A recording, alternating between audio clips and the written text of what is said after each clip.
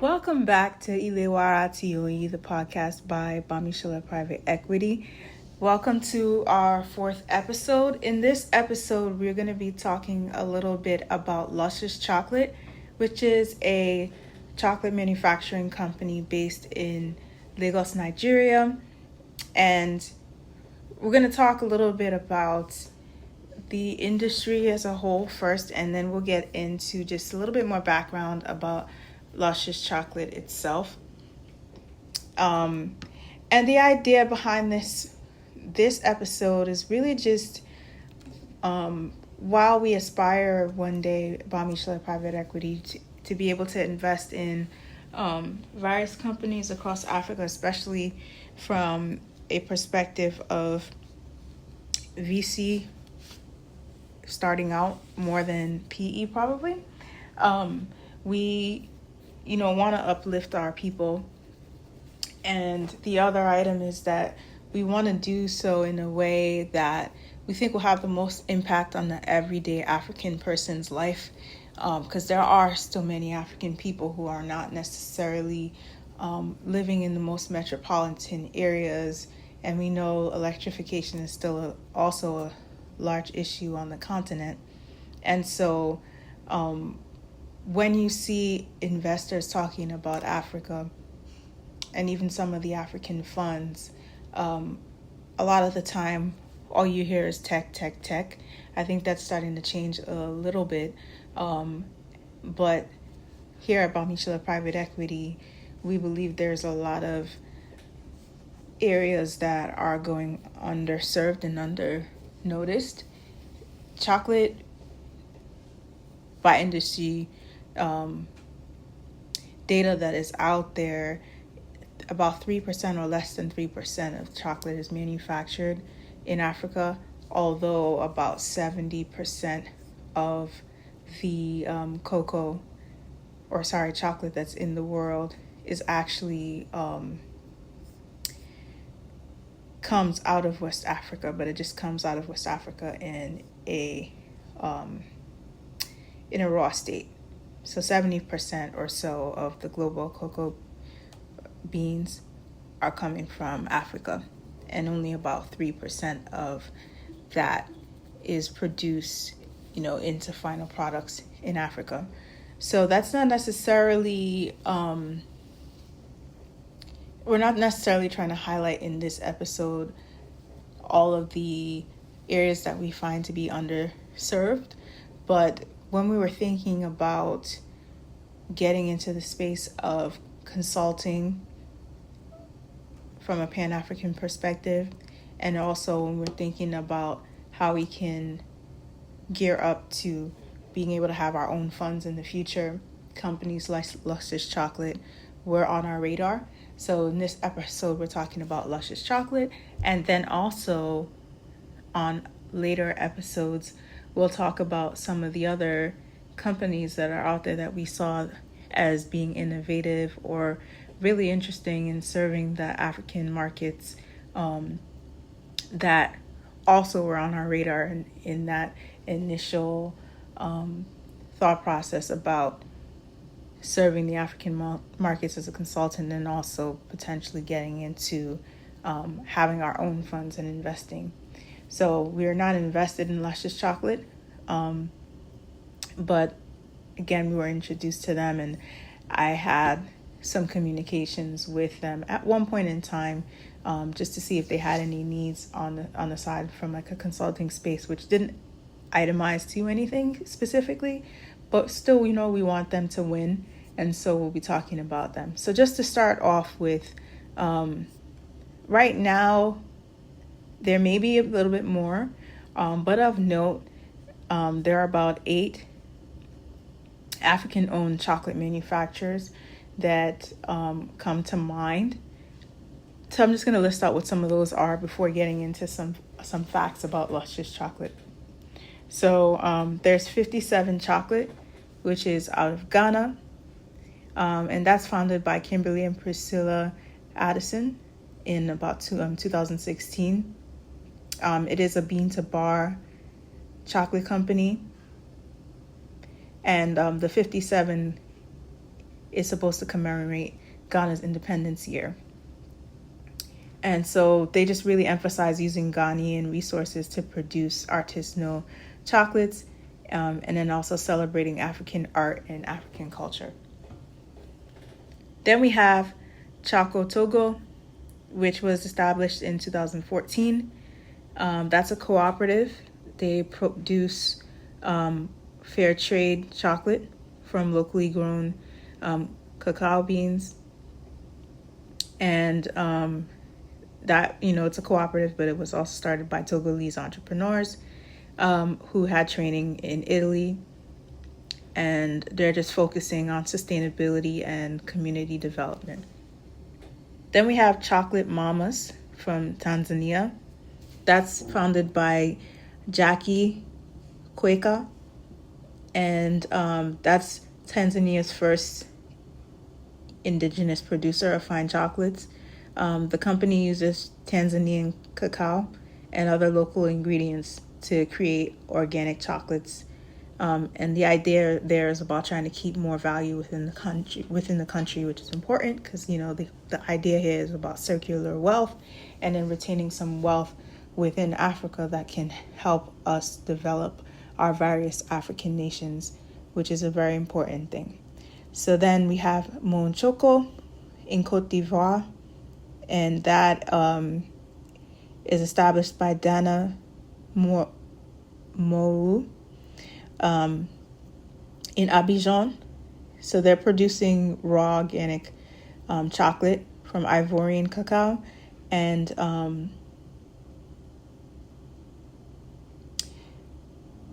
they focus more on raw chocolate confections to preserve the natural flavors of the cacao, which is a unique stance versus some of the other companies who are producing, some more wider ranges of options out there for chocolate products, like things that you would expect to get in the West, but just with like African brands.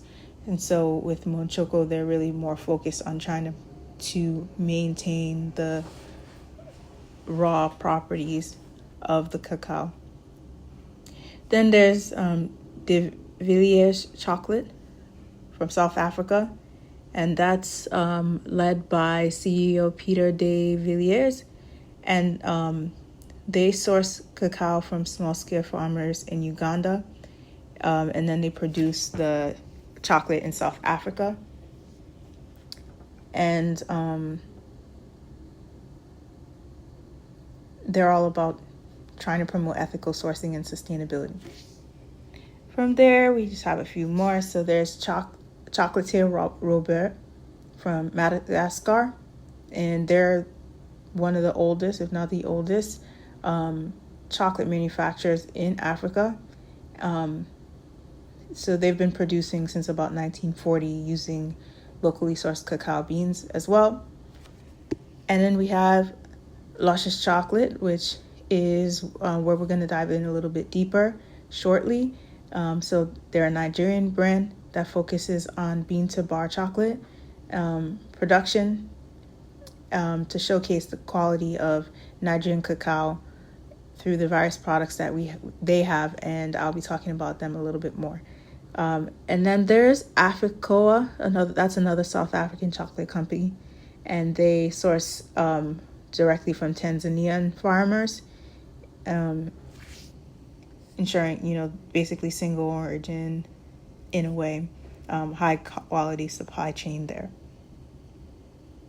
So just quickly highlighting these ones before going into more about Luscious itself, because it's important to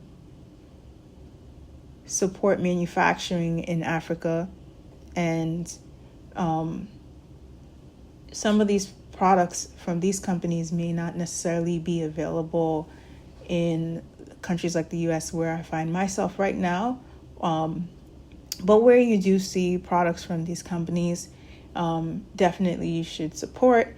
And if you find yourself in Africa, in one of the regions where any of these companies are selling their products, I would encourage you definitely to buy their products as opposed to going to one of the stores and buying the other imported American or European chocolates. It would be great for you to support the African chocolate companies, because at the end of the day, the products truly come from our continent. And so it would be great to support our own people in those efforts there, so we can continue to add more value to the African economies, keep more value and circular wealth within the economies in Africa, with things that are, at the end of the day, indigenous to us. So that's an important thing. So I've already said that, right now about 3% of the world's chocolate is produced in Africa, but the supply chain in the world is really that about 70% of cacao is really sourced from Africa anyway.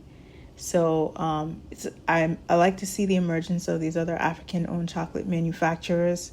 I forget exactly how I came upon Lushes. I want to say maybe it was when I was in Abidjan, but I could be wrong. I think I had a layover in Abidjan where I stayed there for 1 or 2 days during the pandemic, and I want to say that on one of their TV channels, I think they were doing some introductions about different business owners, and I think I may have saw something about Femi, who owns Loshes Chocolate. So from there, that just continued to pique my interest about them, and I'm glad to see that they're still, thriving and growing all these many years later. So, if you're interested in these companies, definitely support their products and definitely go to learn more about them separately. So just to give you a little bit more information about Lushes Chocolate, it was founded in 2015. It's headquartered in Lagos, Nigeria.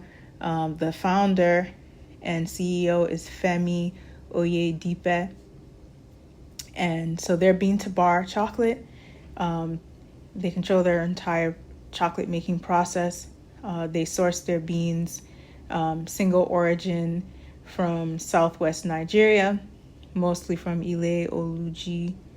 And so they have really great insight into where the cacao is coming from.